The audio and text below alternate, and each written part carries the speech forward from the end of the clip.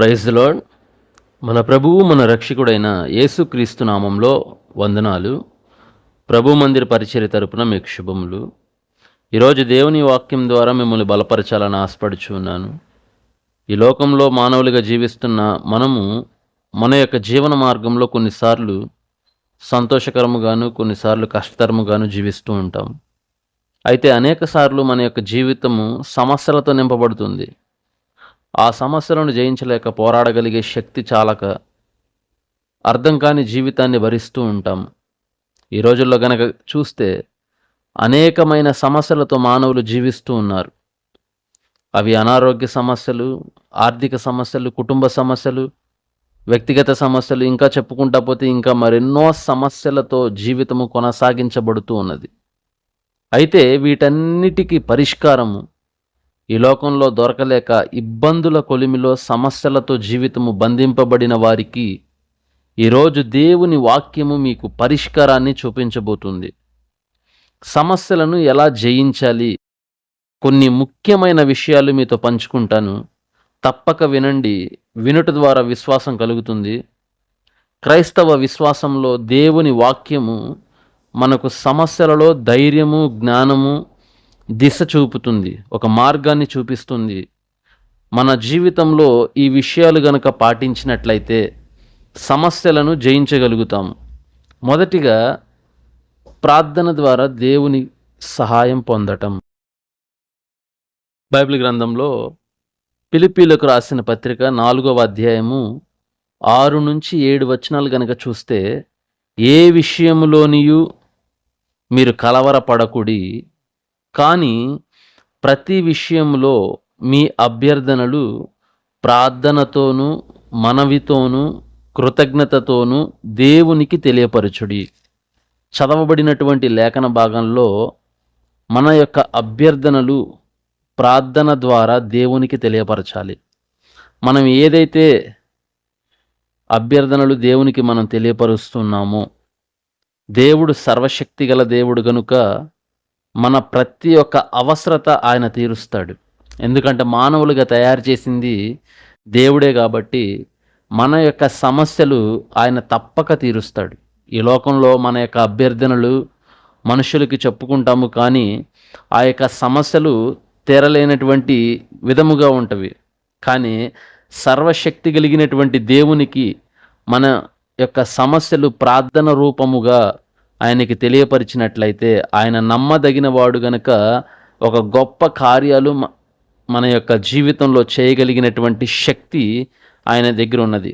మన సమస్యలకు మనుష్యుల సహాయము అందకపోవచ్చు, కానీ దేవుడు తప్పక సహాయం చేయగలడు అన్న ఒక గొప్ప విశ్వాసాన్ని ప్రార్థన ద్వారా మన యొక్క జీవితంలో ఒక గొప్ప మార్గాన్ని మనము ఎన్నుకోవాలి.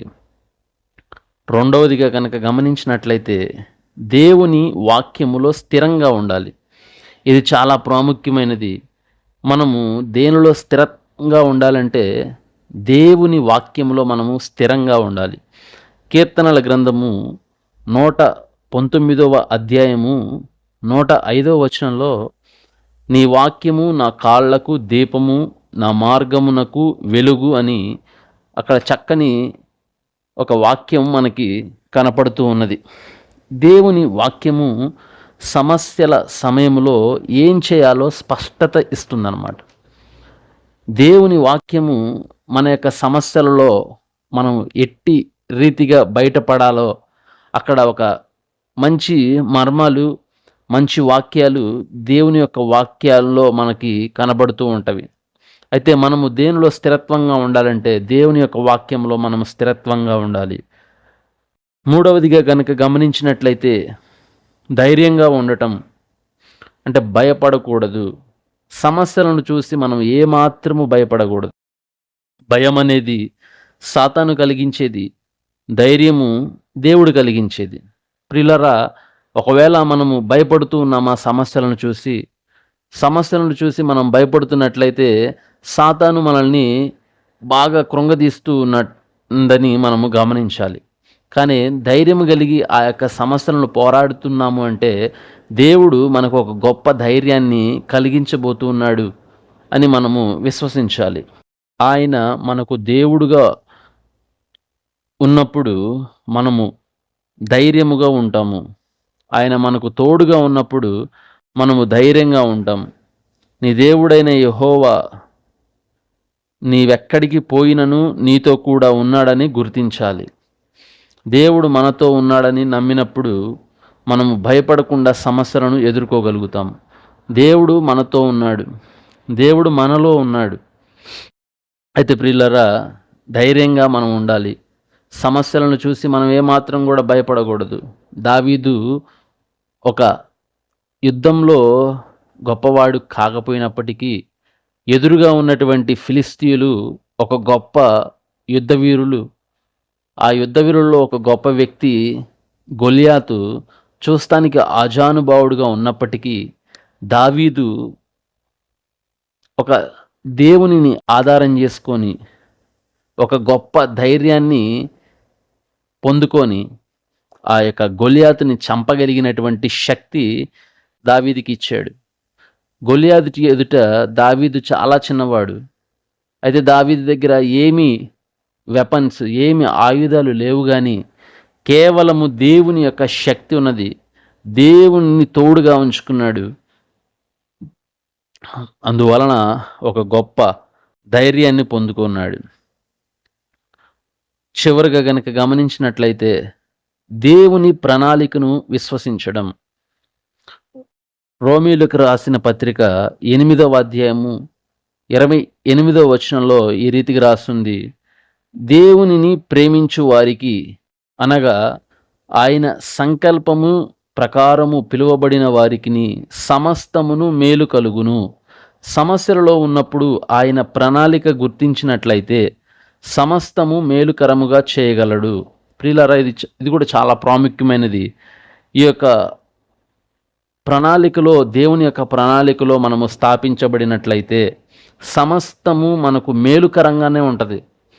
సమస్తము మనకి ఎక్కడ ఒక దుఃఖకరమైనటువంటి పరిస్థితి కానీ, ఇబ్బందికరమైనటువంటి పరిస్థితి కానీ, లేదంటే సమస్యలలో ఒకవేళ మన యొక్క జీవితము ఉన్నప్పటికీ దేవుని యొక్క ప్రణాళికలో మన యొక్క జీవితము స్థాపించబడినట్లయితే దేవుడు అద్భుతముగా మనల్ని ఒక గొప్ప మేలులు దేవుడు మనకు దయచేస్తాడు.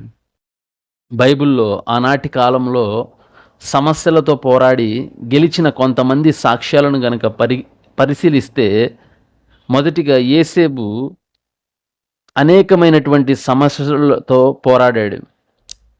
అన్నల వల్ల ద్రోహాన్ని అనుభవించాడు. దాసుడిగా అమ్మివేయబడ్డాడు. అబద్ధ ఆరోపణల వల్ల జైలు పాలయ్యాడు. కానీ ఆయన ఎదుర్కొన్నటువంటి విధానాలు గనక మనం గమనించినట్లయితే దేవునిపై విశ్వాసము కోల్పోలేదు. ఎన్ని సమస్యలు వచ్చినప్పటికీ దేవునిపై విశ్వాసము, దేవునిపై నమ్మకం మాత్రం ఏమాత్రం కోల్పోలేదు. ఆయన తన పనిలో విశ్వసనీయంగా ఉండేవాడు. తను ఏదైతే చేస్తున్నాడో దేవునికి ప్రీతికరంగా, దేవునికి నమ్మకముగా ఆయన యొక్క తన పనిలో తను దేవునికి నిరూపించుకునేవాడు. దేవుడు అతన్ని ఐగుప్తు ప్రధానమంత్రిగా చేసినాడు. అయితే ప్రియులారా, ఇన్ని సమస్యలు ఉన్నప్పటికీ చివరాఖరికి ఒక దేవుడు అతన్ని ఐగుప్తు పాలకునిగా చేశాడు. రెండో వ్యక్తిని గనక మనం గమనించినట్లయితే యోబు అనేక సమస్యలతో పోరాడబడ్డాడు. సంపద, ఆరోగ్యము, కుటుంబం అన్నీ కోల్పోయాడు. స్నేహితుల ద్వారా నిందలు, అలజడి, చెప్పాలంటే ఒక గొప్ప సమస్యలతో అతని యొక్క జీవితం కొనసాగించబడింది. కానీ అతను ఎదుర్కొన్న విధానం గనక మనం గమనించినట్లయితే యెహోవా ఇచ్చెను, యెహోవా తీసుకొనెను అని ధైర్యంగా ఉద్బాటించాడు. ఆయన ఏమాత్రం భయపడలేదు. ప్రియులారా, ఏమాత్రము కూడా ఆ యొక్క సమస్యలను చూసి భయపడలేదు. కేవలము ధైర్యముతో ముందుకు నడిచేవాడు. కుటుంబం అంతా దూరం అయిపోయింది, సంపద అంతా పోయింది, ఆరోగ్యం చూడబోతే క్షీణించిపోయింది, లేవలేనటువంటి పరిస్థితిలో ఉన్నాడు. కానీ అతను ఎదుర్కొన్న విధానం ఏంటంటే ధైర్యముతో అతను ఎదుర్కొన్నాడు.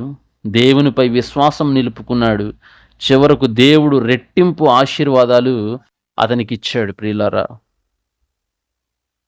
చివరిగా మూడో వ్యక్తి కనుక గమనించినట్లయితే దావీదు సౌలు రాజు నుండి ప్రాణహానికి గురయ్యే పరిస్థితి, ఎడారిలో జీవితాన్ని గడిపాడు.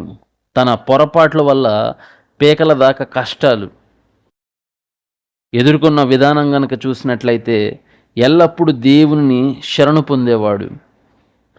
కీర్తనల ద్వారా దేవుణ్ణి మహిమపరిచేవాడు. దేవుని హృదయానికి అనుగుణుగా అభివర్ణించబడ్డాడు. ప్రియులారా, మన యొక్క నిజ జీవితంలో సమస్యలతో మనము జీవిస్తూ ఉన్నాం. ఇంచుమించు లోకంలో 100కి 99% వరకు అనేక మంది ఏదో ఒక సమస్యలతో పోరాడబడుతూనే ఉన్నారు. కానీ ఇప్పుడు చెప్పబడినటువంటి ఒక ముఖ్య విషయాలు గనక మనము పాటించినట్లయితే, మన యొక్క నిజ జీవితంలో ఇవి గనక మనము పాటించి ఆ యొక్క మార్గాల్లో గనక మనము నడిచినట్లయితే ప్రియులారా, దేవుడు ఒక గొప్ప విజయాలను, సమస్యలను మనము జయించగలిగినటువంటి శక్తి దేవుడు మనకు దయచేస్తాడు. తద్వారా మనమందరం కూడా సమస్యల నుంచి బయటపడి ఒక దీవెనకరమైనటువంటి, ఒక ఫలభరితమైనటువంటి జీవితాన్ని అనుభవించేటట్లుగా దేవుడు మార్చునుగాక. మన యొక్క హృదయంలో నీరు కట్టి ఫలించి నూరంతుల ఆశీర్వాదముతో దేవుడు మనలందరినీ ఆశీర్వదించునుగాక. Amen, amen.